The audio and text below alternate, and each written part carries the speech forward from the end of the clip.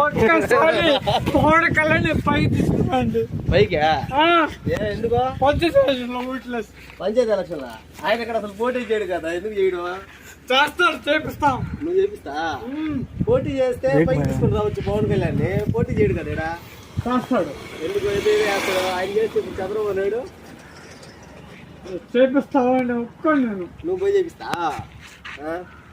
మా లెక్కలో వేరే లెక్కలో పోతాడు తమ్ముడా. సరే పైకి తీసుకొని వద్దాం పవన్ కళ్యాణ్, నేను కాదంటావులా. రావడానికి మా అన్న జై జనసేన. జై జనసేన, జై జగన్ అన్నట్టుంది నువ్వు. జై జనసేన ఆ మాట అంటే నువ్వు ఎట్ట కొట్టాడు కుట్టి. నేను కొట్టలే ఎందుకని, ఆయన పోటీ చేయాలి కదా.